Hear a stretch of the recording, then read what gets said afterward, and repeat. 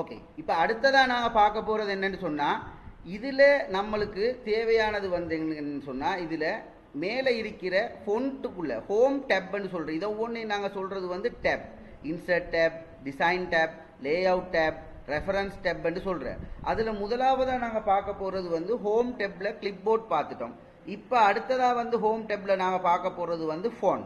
Font அப்படி என்று சொல்லும் பொழுது வந்து இந்த அடிப்படையில் இதில் ஃபொண்ட்டுக்குரிய சில விஷயங்கள், அதாவது வந்து சைஸை கூட்டுறது, குறைக்கிறது, கலர் மாற்றுறது, இந்த மாதிரி விஷயங்கள் நிறைய இருக்குது. இப்போ இதில் உதாரணமாக வந்து நான் ஒன்று செஞ்சு வச்சுக்கிறேன்.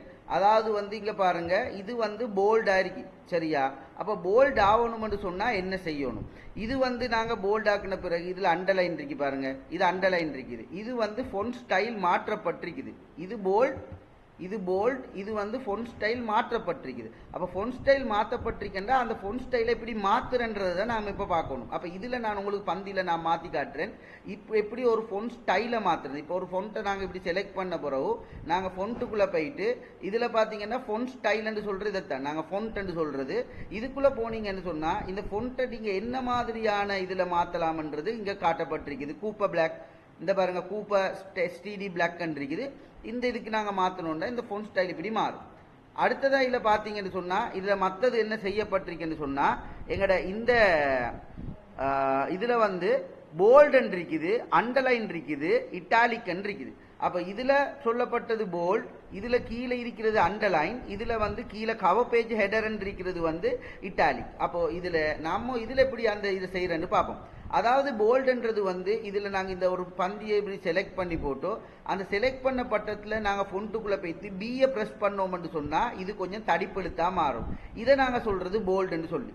அதே மாதிரி வந்து அண்டர்லைன் என்று சொல்கிறது வந்து இதை நாங்கள் செலக்ட் பண்ணி போட்டோம், நாங்கள் இதுக்குள்ளே ஃபொண்ட்டுக்குள்ளே போய்த்தோம்னு சொன்னால் இந்த ஃபொண்ட்டுக்குள்ளே அண்டர்லைனுக்கு வந்து யூ அப்படி என்று இருக்குது, கீழே அண்டர்லைன் என்று சொல்கிறது. நாங்கள் இதில் தேவையான மற்றும் உங்களுக்கு என்ன செய்யலாம்னு சொன்னால் இதில் வகை வகையாக அண்டர்லைன் இருக்குது. உங்களுக்கு தேவையான ஒரு அண்டர்லைனை வந்து நீங்கள் செலக்ட் பண்ணி வந்து அண்டர்லைன் பண்ணிக்கலாம்.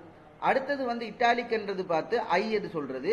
அதாவது வந்து நீங்கள் ஒரு லைனை எப்படி செலக்ட் பண்ணி போட்டு நீங்கள் என்ன செய்யலாம்னு சொன்னால் இந்த இடத்துல வந்து ஃபொண்ட்டில் போய்த்து ஐ என்று இருக்குது இட்டாலிக், இதை கொடுத்தீங்கன்னு சொன்னால் ஃபொண்ட் கொஞ்சம் வளையும்.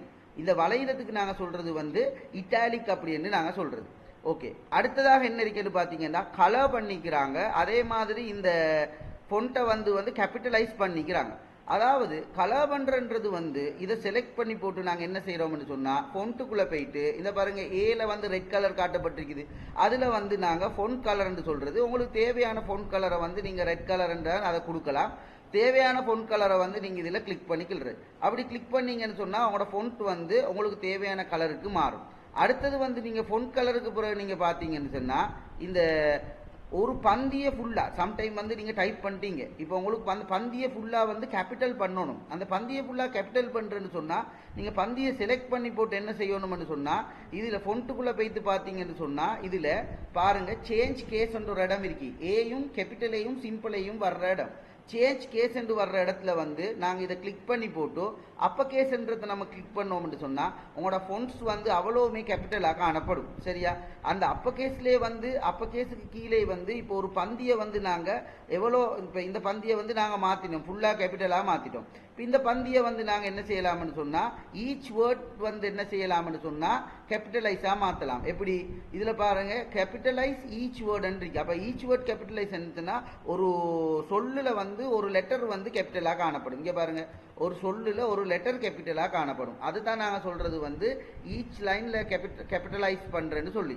இப்போ இதில் வந்து பார்த்தீங்கன்னு சொன்னால் நாங்கள் அடுத்ததாக வந்து செய்ய போகிறது வந்து எங்களோட ஃபொண்ட்ஸ் வந்து சைஸை வந்து பெருசாக்குறது எப்படி, க்ராஸ் ஓவர் எப்படி என்று பார்க்க போகிறோம். இப்போ ஒரு ஃபொண்ட்டோட சைஸை பெருசாக்குறேன்னு சொன்னால் நீங்கள் அந்த ஃபொண்ட்டை ஃபஸ்ட்டுக்கு செலக்ட் பண்ணணும்.